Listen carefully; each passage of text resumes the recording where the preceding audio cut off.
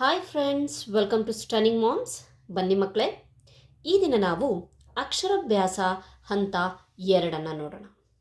ಈ ಹಂತ 2ರಲ್ಲಿ ಬರುವಂಥ ಅಕ್ಷರಗಳು ಯಾವ್ಯಾವಪ್ಪ ಅಂತಂದರೆ ಜ, ವ, ಮ, ಬ, ನ. ಮಕ್ಕಳೇ, ನಮಗೆಲ್ರಿಗೂ ಗೊತ್ತಿದೆ, ನಮ್ಮ ಹಿಂದಿನ ವಿಡಿಯೋದಲ್ಲಿ ನಾವು ಆಲ್ರೆಡಿ ಹಂತ 1 ಅದರಲ್ಲಿ ರ, ಗ, ಸ, ದ, ಅ ಈ 5 ಅಕ್ಷರಗಳನ್ನು ಕಲ್ತ್ವಿ. ಅದರ ಜೊತೆಗೆ ಅದರ ರಿಲೇಟೆಡ್ ವರ್ಕ್ಶೀಟ್ಸ್ಗಳನ್ನು ಸಹ ಸಾಲ್ವ್ ಮಾಡಿದ್ವಿ. ಸೊ ಬನ್ನಿ ನಾವು ಅಕ್ಷರಾಭ್ಯಾಸ ಹಂತ 2 ನೋಡೋಣ. ಮಕ್ಕಳೇ, ಇಲ್ಲಿಯವರೆಗೆ ನೀವು ನಮ್ಮ ಚಾನಲನ್ನು ಸಬ್ಸ್ಕ್ರೈಬ್ ಮಾಡಿಲ್ಲ ಅಂತಂದರೆ ಪ್ಲೀಸ್ ಸಬ್ಸ್ಕ್ರೈಬ್ ಮಾಡಿ ಮತ್ತು ಲೈಕ್ ಮಾಡಿ, ಕಮೆಂಟ್ ಮಾಡಿ. ಬನ್ನಿ ಮುಂದಕ್ಕೆ ಹೋಗೋಣ. ಫ್ರೆಂಡ್ಸ್ ಹಾಗೂ ಮಕ್ಕಳೇ, ನಾನು ಒಂದು ವಿಚಾರ ಹೇಳೋಕ್ಕೆ ಇಷ್ಟಪಡ್ತೀನಿ. ಏನಪ್ಪ ಅಂತಂದರೆ, ನಾವು ಈ ಒಂದು ಅಕ್ಷರಾಭ್ಯಾಸ ಹಂತಗಳನ್ನು ಟ್ರೆಡಿಷ್ನಲ್ ವೇಯಲ್ಲೇ ನಾವು ಒಂದು ಕಡೆ ರ, ಗ, ಸ, ದ ಅಂತ ಬರೆಯೋದು, ಜವ, ಮವನ ಅಂತ ಹೇಳಿಬಿಟ್ಟು ಬರೆಯೋದು, ಅದನ್ನು ಕಾಪಿ ಮಾಡೋಕ್ಕೆ ಹೇಳೋದು, ಅದನ್ನು ಕಲ್ತ್ರ ಅಂತ ಹೇಳ್ಬಿಟ್ಟು ನೆಕ್ಸ್ಟು ಹಂತಕ್ಕೆ ಹೋಗೋದು. ಆ ರೀತಿ ಮಾಡೋದ್ರಿಂದ ಏನಾಗುತ್ತಪ್ಪ ಅಂತಂದರೆ ಕಲಿಕೆ ಅನ್ನೋದು ಬೋರಿಂಗ್ ಆಗುತ್ತೆ. ಆಮೇಲೆ ಅಷ್ಟೊಂದು ಈಸಿಯಾಗಿ ನಮಗೆ ಕಲಿಸೋಕ್ಕೆ ಆಗೋದಿಲ್ಲ ಆ ಮೆಥಡ್.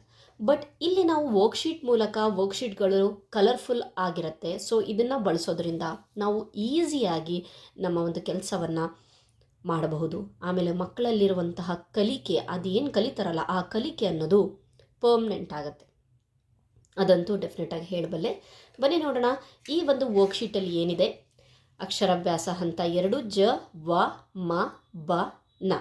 ಇಲ್ಲಿ ನೋಡಿ, ಒಂದೇ ಬಣ್ಣದ ಅಕ್ಷರಗಳಿಗೆ ಮಾದರಿಯಂತೆ ವೃತ್ತ ಹಾಕು. ಅಂದರೆ ಇಲ್ಲಿ ಏನು ಹೇಳ್ತಾ ಇದ್ದಾನೆ, ಅಕ್ಷರಗಳನ್ನು ಐಡೆಂಟಿಫೈ ಮಾಡಬೇಕು ಅಷ್ಟೇ ಮಕ್ಕಳೇ. ಇಲ್ಲಿ ಯಾವ ಅಕ್ಷರ ಇದೆ? ಜ. ಸೊ ಇಲ್ಲಿ 4 ಕಾಲಮ್ಸು ಇದೆ. ಸೇಮ್ ಬಣ್ಣ. ಆಲ್ರೆಡಿ ಈ ವಯಸ್ಸಲ್ಲಿ ಮಕ್ಕಳು ಕಲರ್ಸ್ ಐಡೆಂಟಿಫಿಕೇಷನ್ ಈಸಿಯಾಗಿ ಮಾಡಿರ್ತಾರೆ. ಸೊ ಹಾಗಾಗಿಬಿಟ್ಟು ಇಲ್ಲಿ ಕಲರ್ಸು ಸೇಮ್ ಕೊಟ್ಟಿದ್ದಾನೆ, ಪ್ಲಸ್ ಅಕ್ಷರನೂ ಸೇಮ್ ಇದೆ. ಸೊ ಇದು ಇನಿಷಿಯಲ್ ಸ್ಟೆಪ್.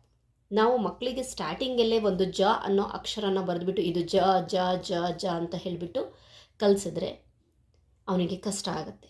ಸೊ ಹಾಗಾಗಿಬಿಟ್ಟು ನಾವು ಫಸ್ಟು ಈಸಿ ಟು ಕಾಂಪ್ಲೆಕ್ಸ್ ಅನ್ನೋದಿದೆಯಲ್ವಾ, ಸೊ ಆ ಮೆಥಡ್ ಮೂಲಕ ಫಸ್ಟು ಜ ಬ್ಲೂ ಕಲರಲ್ಲಿ ಇದೆಯಲ್ವಾ, ಸೊ ಕಲರ್ ಆದರೂ ಅವನು ಐಡೆಂಟಿಫೈ ಮಾಡ್ತಾನೆ, ಅಥವಾ ಆ ಅಕ್ಷರದ ಸ್ಟ್ರಕ್ಚರ್ ಇದೆಯಲ್ಲ ಆ ಅಕ್ಷರದ ಸ್ಟ್ರಕ್ಚರ್ ಮೂಲಕ ಆದರೂ ಐಡೆಂಟಿಫೈ ಮಾಡ್ತಾನೆ.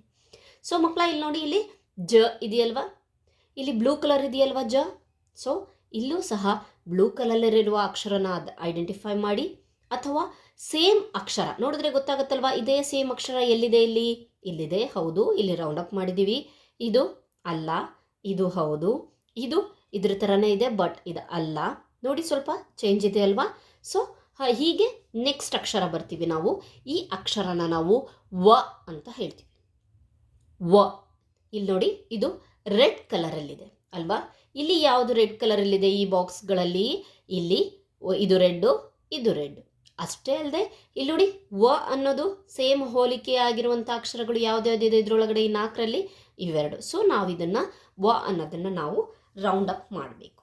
ಸೊ ಒಂದು ಪೆನ್ ತಗೊಳ್ಳಿ ಅಥವಾ ಪೆನ್ಸಿಲ್ ತಗೊಳ್ಳಿ, ಸೇಮ್ ಅಕ್ಷರಗಳನ್ನು ರೌಂಡ್ ಅಪ್ ಮಾಡಿ. ಓಕೆ, ನೆಕ್ಸ್ಟ್ ಅಕ್ಷರ ಬರುತ್ತೆ ಮ. ಮ ಯಾವ ಅಕ್ಷರ? ಮ. ಸೊ ಇದು ಗ್ರೀನ್ ಕಲರಲ್ಲಿದೆ. ಸೊ ಬನ್ನಿ ನೋಡೋಣ, ಗ್ರೀನ್ ಕಲರಲ್ಲಿ ಇದೂ ಗ್ರೀನ್, ಹೌದು ಇದು ಗ್ರೀನ್. ಇಲ್ಲಿ ಮ ಇದೆ, ಸೇಮ್ ರೀತಿಯ ಅಕ್ಷರ ಎಲ್ಲಿದೆ? ಇದು ಮ, ಇದು ಮ. ಸೊ ಇನ್ನೊಂದೇನಪ್ಪ ಅಂತಂದರೆ ಮಕ್ಕಳೇ, ಇದು ಮ ಥರ ಇದೆ, ಬಟ್ ಇದು ಮ ಅಲ್ಲ. ಇಲ್ಲಿ ನೋಡಿ, ಇಲ್ಲಿ ಮ ಮತ್ತು ವಗೆ ಬಹಳಷ್ಟು ಡಿಫ್ರೆನ್ಸ್ ಇದೆ. ನಾವಿಲ್ಲಿ ವನ್ನು ನೋಡಿದ್ದೀವಿ, ಹಾಗಾಗ್ಬಿಟ್ಟು ಇದು ವ, ಇದು ಮ. ಎಲ್ಲೆಲ್ಲಿ ಚಿಕ್ಕ ಚಿಕ್ಕ ಕನ್ಫ್ಯೂಷನ್ಸ್ ಇರುತ್ತೋ ಅಲ್ಲಲ್ಲೇ ನಾವು ಅದನ್ನು ಕ್ಲಾರಿಫೈ ಮಾಡ್ಕೊಂಡು ಹೋಗ್ತಿರ್ಬೇಕು. ಓಕೆ, ನೆಕ್ಸ್ಟು ಬ. ಇದು ಯಾವ ಅಕ್ಷರ? ಬ. ಇಲ್ಲಿ ನೋಡಿ, ಬ ಬ್ರೌನ್ ಕಲರಲ್ಲಿದೆ, ಇದು ಸಹ ಬ. ಸೊ ಅದನ್ನು ಸಹ ನಾವು ರೌಂಡ್ ಅಪ್ ಮಾಡ್ತೀವಿ. ನೆಕ್ಸ್ಟು ನ. ಯಾವ ಅಕ್ಷರ? ನ. ನ ಪರ್ಪಲ್ ಕಲರಲ್ಲಿದೆ, ನ. ಅದನ್ನು ನಾವು ರೌಂಡ್ ಅಪ್ ಮಾಡ್ತೀವಿ. ಸೊ ಇದು ಮೊದಲನೇ ಆ್ಯಕ್ಟಿವಿಟಿ ಆಯಿತು.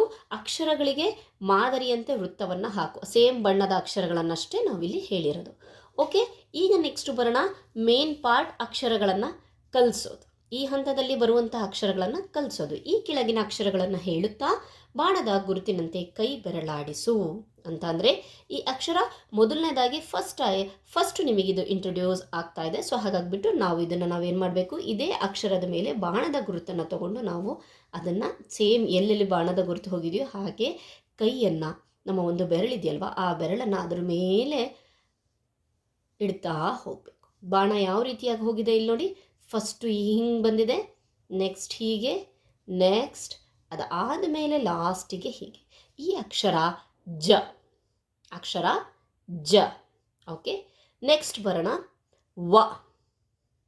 ಇಲ್ಲಿ ನೋಡಿ ಹಿಂಗೆ ಬಂದು ಬಾಣದ ಗುರುತನ್ನು ಫಾಲೋ ಮಾಡ್ಕೊಂಡು ಹೋಗಬೇಕು. ನೆಕ್ಸ್ಟ್ ರಿಟರ್ನ್, ಆಮೇಲೆ ಹೀಗೆ ಮೇಲೆ ವ. ಮಕ್ಕಳೇ, ಈ ಅಕ್ಷರ ವ. ನೆಕ್ಸ್ಟು ನ. ಇಲ್ಲಿ ನೋಡಿ ಈ ರೀತಿಯಾಗಿ ಅಲ್ವಾ. ಓಕೆ, ನೆಕ್ಸ್ಟ್ ಬ, ನೆಕ್ಸ್ಟ್ ಮ.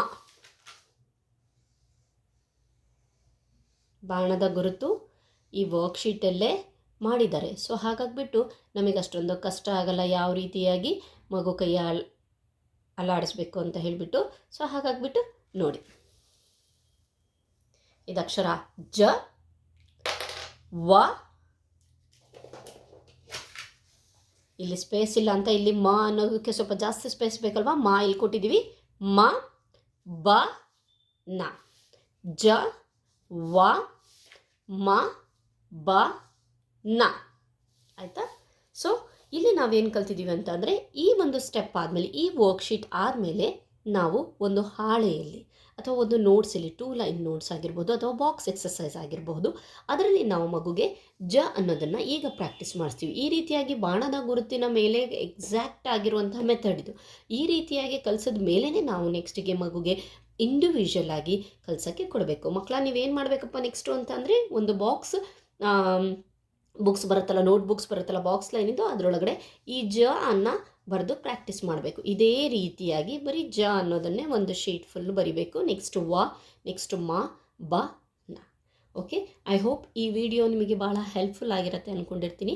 ಇನ್ನು ನೆಕ್ಸ್ಟ್ ವಿಡಿಯೋದಲ್ಲಿ ನಾನು ಈ ಒಂದು ಜ, ವ, ಮ, ಬ, ನ ಈ ಒಂದು ಅಕ್ಷರಗಳನ್ನು ಒಳಗೊಂಡಂತಹ ಹಂತಕ್ಕೆ ಸಂಬಂಧಿಸಿಪಟ್ಟಂತೆ ಬಹಳಷ್ಟು ವರ್ಕ್ಶೀಟ್ ಇದೆ. ಆ ವರ್ಕ್ಶೀಟ್ಗಳನ್ನು ನಾವು ನೆಕ್ಸ್ಟ್ ವಿಡಿಯೋದಲ್ಲಿ ಕಂಟಿನ್ಯೂ ಮಾಡೋಣ. ಆಮೇಲೆ ಇನ್ನೊಂದೇನಪ್ಪ ಅಂತಂದರೆ, ಆದಷ್ಟು ನಾವು ಯಾವುದನ್ನು ಕಲಿಸ್ಬೇಕಾದ್ರೆ ಈ ವರ್ಕ್ಶೀಟ್ಗಳು ಕಲರ್ಫುಲ್ ಆಗಿರಲಿ ಫ್ರೆಂಡ್ಸ್. ಯಾಕೆ ಅಂತಂದರೆ ಕಲರ್ಸ್ ಅಟ್ರ್ಯಾಕ್ಟ್ಸ್ ವೆರಿ ಮಚ್ ಅಲ್ವಾ. ಸೊ ಆ ಕಲರ್ಸ್ ಏನಿರುತ್ತಲ್ವ ಅದು ಮಕ್ಕಳ ಒಂದು ಮನಸ್ಸಿಗೆ ಬಹಳ ಇಷ್ಟ ಆಗುತ್ತೆ. ಅದ್ರ ಮೂಲಕ ಕಲಿಕೆ ಅನ್ನೋದು 100% ಆಗುತ್ತೆ. ಸೊ ನಮಗೆ ಜಾಸ್ತಿ ಕಷ್ಟಪಡುವಂತಹ ಒಂದು ಕೆಲಸನೂ ಇರೋದಿಲ್ಲ. ಸೊ ಈ ವರ್ಕ್ಶೀಟ್ಗಳನ್ನು ನಾವು ತಗೊಂಡು ಮಕ್ಕಳಿಗೆ ಕೊಟ್ಟರೆ ಅವರಾಗಿ ಆ ಒಂದು ಕೆಲಸಗಳನ್ನು ಮಾಡಿಕೊಂಡು ಹೋಗ್ತಾರೆ. ಯಾಕೆಂದರೆ ಅಲ್ಲಿ ಎಕ್ಸಾಕ್ಟಾಗಿ ಒಂದೊಂದು ಹಿಂಟನ್ನು ಕೊಟ್ಟಿರ್ತಾರೆ, ಅದನ್ನು ಫಾಲೋ ಮಾಡ್ಕೊಂಡು ಹೋಗಬೇಕಷ್ಟೆ.